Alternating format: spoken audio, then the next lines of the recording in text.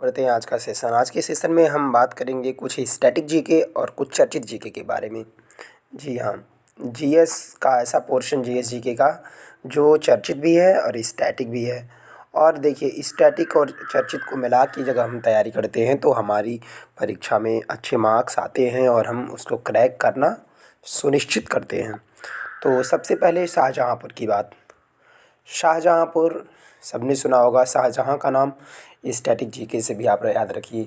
शाहजहाँपुर में जो है दो चीज़ों का चर्चा हुई है इस समय। 2021 की बात की जा रही है।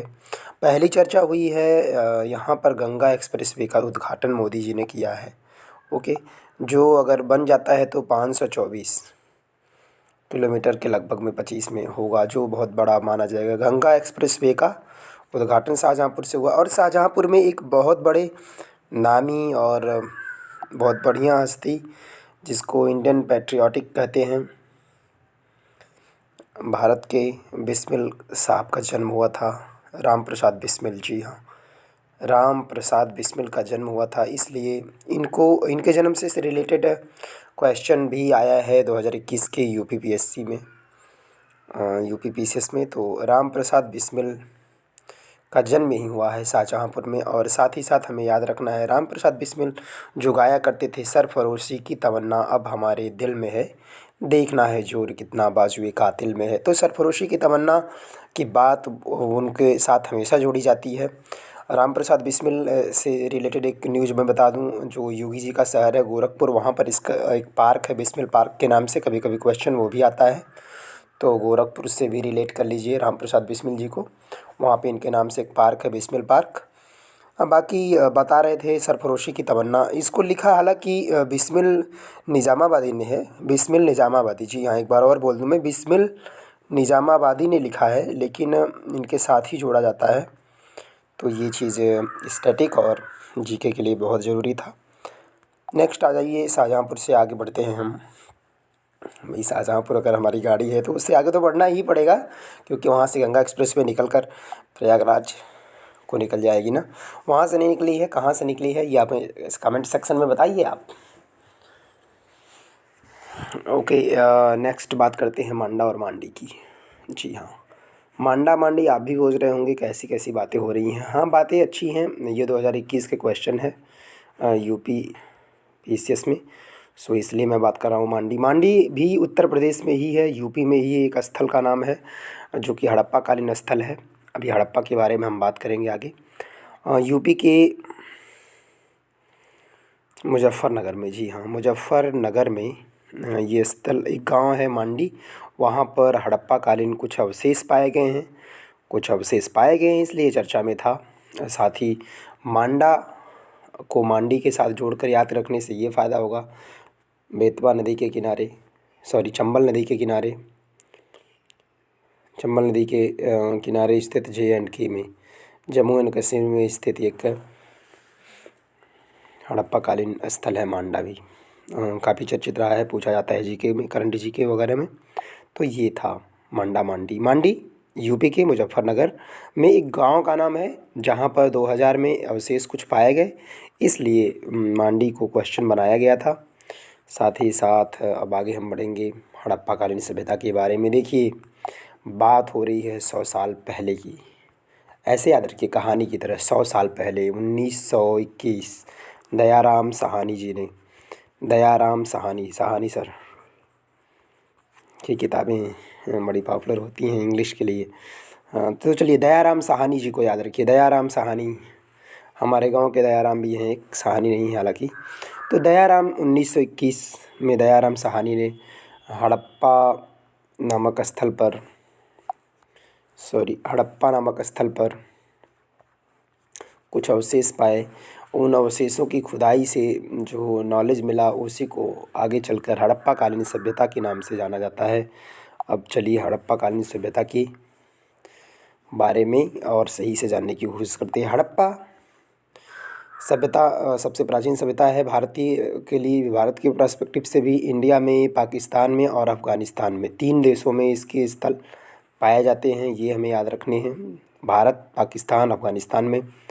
साथ ही साथ ढेर सारे स्थलों के नाम हैं और ये अन्य सभ्यताओं से अलग नाम इसको क्यों दिया गया, इसके पीछे का एक सिद्धांत है, सीधा साधा सिद्धांत है। आप बाकी चीज़ें देखेंगे, मिस्र की सभ्यता नदियों के किनारे है, मेसोपोटामिया की सभ्यता नदी के किनारे है, नील नदी की सभ्यता वो भी नदी के किनारे है। लेकिन समकालीन मिस्र और मेसोपोटामिया की बात करें तो समकालीन मिस्र की सभ्यता और मेसोपोटामिया की सभ्यता से ये 12 गुना ज़्यादा थी।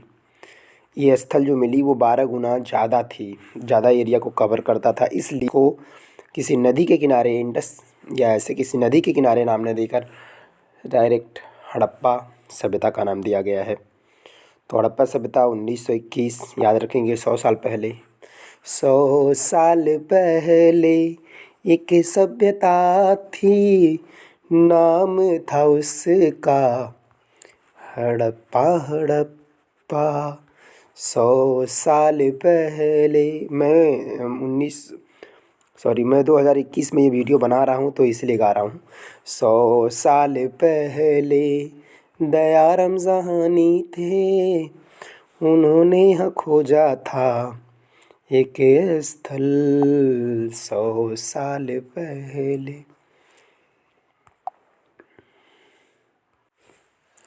तो चलिए, लगे हाथ है, कुछ चर्चाएं और भी कर लेते हैं। लगे हाथ की बात है तो एक चर्चा और कर लेते हैं। देखिए, कुछ स्थलों के बाद अब हम आधुनिक भारत में आ जाते हैं। आधुनिक भारत के इतिहास की बात कर लें तो उसमें कुछ घटनाओं को बड़े ध्यान में रखा जाता है। जैसे कि अभी बहुत चर्चा चल रही है, सबसे पहले शारदा अधिनियम की बात कर लेते हैं। शारदा अधिनियम 1929 में आया था, ठीक है। उसके पहले 1928 में आया था नेहरू रिपोर्ट। इसको ऐसे हम याद रखेंगे, शारदा अधिनियम को इसलिए याद रखेंगे क्योंकि शारदा अधिनियम ने मैरिज की जो 14 और 18, 14/18 याद रखिए, ये निर्धारित किया था। गर्ल्स के लिए 14 होनी चाहिए और इनकी बॉयज़ के लिए 18 होनी चाहिए। बाद में इसमें परिवर्तन करके अधिनियम 18 वर्ष और 21 वर्ष वाला नियम लाया गया। अभी तो हाल ही में 21 वर्ष कर दिया गया है महिलाओं की शादी की उम्र बढ़ाकर। तो ये इसलिए भी चर्चा रखेंगे, शारदा अधिनियम को आप याद रखेंगे क्योंकि पहली बार जो एज ऑफ कंसेंट था, एज ऑफ कंसेंट को बढ़ाया था शारदा अधिनियम के द्वारा ही, क्योंकि वो 12 साल हुआ करता था तो उसको 12 को बढ़ाकर 14-18 किया गया था, इसलिए याद रखना है। साथ ही अब नेहरू रिपोर्ट की बात हो गई 1928 में।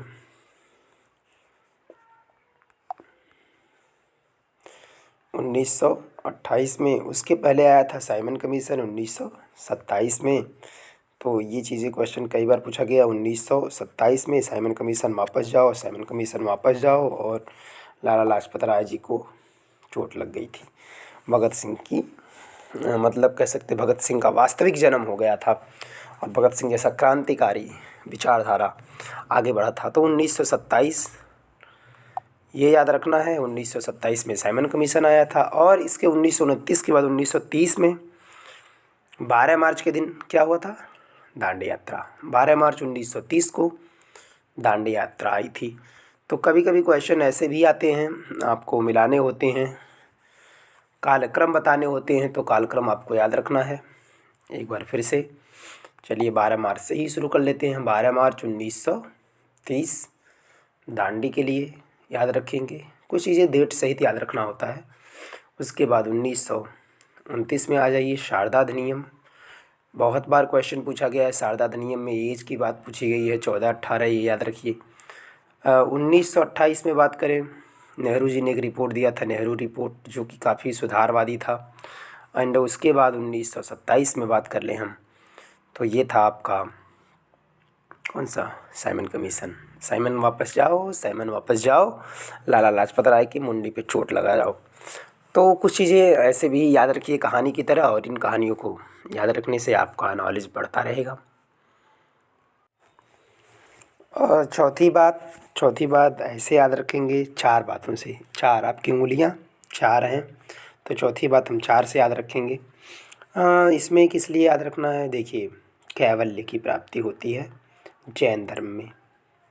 कैवल्य स्थल होते हैं, हालांकि क्वेश्चन कभी कभी पूछे जाते हैं आयोग द्वारा, तो यहाँ पर भी निर्माण स्थल ही लिख दिए जाते हैं। लेकिन जैन धर्म के संस्थापक जो थे पार्श्वनाथ और प्रतिपादक वास्तविक का आगे बढ़ाने वाले थे महावीर स्वामी। महावीर स्वामी का जो कैवल्य स्थल है वो तो आपको सबको पता है, लगभग ज़्यादातर लोगों को पता है। महावीर स्वामी का पावापुरी है।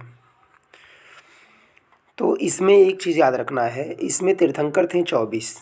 ओके, 24 तीर्थंकरों में हमें 3 लोगों का याद रखना है कैवल्य स्थल, बाकी 21 लोगों का सेम था सम्मेद शिखर नाम का। जी हाँ, सम्मेद शिखर,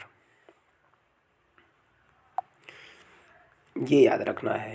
कैवल्य वो स्थल होता है जहाँ पर हमें ज्ञान की प्राप्ति, मतलब जैन धर्म के अनुयायियों को ज्ञान की प्राप्ति हुआ करती थी। देखिए, तीर्थंकर शब्द का यूज किया गया है। तीर्थंकर वही होते थे जो नियमों का पालन करें। तीर्थ मतलब होता है नियम, और कर माने होता पालन करने वाला। तीर्थंकर माने नियम का पालन करने वाला। तो नियमों का पालन करने वाले जो लोग थे उनको तीर्थंकर कहा गया जैन धर्म में। उनकी संख्या 24 बताई जाती है। इतिहास में भी उल्लेख मिलता है जिसमें 3 ही का उल्लेख मिलता है काफ़ी, बाकी सबका नहीं उतना मिल पाता है। लेकिन इन तीनों में हमें याद रखना है पार्श्वनाथ को। जी हाँ, पार्श्वनाथ आदिनाथ के नाम से भी जाने जाते थे। पार्श्वनाथ या आदिनाथ के नाम से भी जाने जाते थे। पार्श्वनाथ का जो कैवल्य स्थल है वो है कैलाश पर्वत पे, ठीक है। और उसके बाद एक है नेमिनाथ। नेमिनाथ का है गिरनार में, नेमिनाथ का गिरनार में है, और महावीर का पावापुरी में है। तो इसके अलावा बाकी सबका कहाँ है? सम्मेद शिखर में है। जी हाँ, एक बार मैं लिख देता हूँ, एक बार ध्यान से देख लीजिए। मैं ऐसे लिखता हूँ। सबसे पहले पार्श्वनाथ का कैलाश पर्वत पे। पार्श्वनाथ को आदिनाथ भी कहते थे। एंड उसके बाद हम नेमिनाथ का लिख लेते हैं। नेमिनाथ जी जो हुए तीर्थंकर, उनका है गिरनार में। कहाँ? गिरनार में। गिरनार के बाद आ जाइए आगे महावीर स्वामी का पावापुरी है कैवल्य स्थल। और उसके बाद ये बाकी जो 21 बचते हैं उन सब का है सम्मेद शिखर। आपने लिखा हुआ कई बार देखा होगा जैन धर्म का। अगर जैन शिक्षा को आप पढ़िए तो सबसे प्राचीन शिक्षा मानी जाती है, मतलब बौद्ध धर्म से भी प्राचीन मानी जाती है। काफ़ी कुछ इसमें थोड़ी सी स्ट्रिक्टली फॉलो करी गई है। अनुशासन को बहुत ज़्यादा महत्व दिया जाता है। अहिंसा माने अहिंसा होती है तो अहिंसा ऐसी होनी चाहिए जो मनसा वाचा कर्मणा होनी चाहिए। मन से, वचन से, कर्म से, मनसा वाचा कर्मणा की बात करता है। साथ ही साथ ये द्वैतवाद का द्वैतवाद को मानता है। द्वैत होता है 2 चीज़ें, ठीक है। मतलब ये जो सृष्टि है उन 2 चीज़ों से संचालित हो रही है, एक जो महान शक्ति है और एक जो मानवीय शक्ति है मानव से। तो इस तरीके से द्वैतवाद को मानने वाला भी है। जैन धर्म के बारे में और ज़्यादा जानने के लिए आपको जैन शिक्षा दर्शन और जैन से रिलेटेड चीज़ें सर्च करनी होगी। फ़िलहाल के लिए मैं इतना ही बता रहा था कि हमें जो देखना है वो यही देखना है, याद जो रखना है वो यही रखना है कि 24 तीर्थंकर हैं। तीर्थंकरों में 24 में से 3 लोगों का स्थल है और बाकी 21 का सबका सम्मेद शिखर है। तो कभी कभी ये मिलान करने के लिए आता है। पार्श्वनाथ का कहाँ है? कैलाश पर्वत पर। नेमिनाथ का कहाँ है? गिरनार पर्वत पर, गिरनार में। ओके। और महावीर स्वामी जैसा कि सबको पता है पावापुरी। तो इस तरीके से चौथी चर्चा भी हो गई 4 के द्वारा। ओके, फिर चर्चा करेंगे आगे के सेक्शन में। आज के लिए इतना ही। नमस्कार, खुश रहिए, मुस्कुराते रहिए, पढ़ते रहिए, हंसते रहिए, आगे बढ़ते रहिए।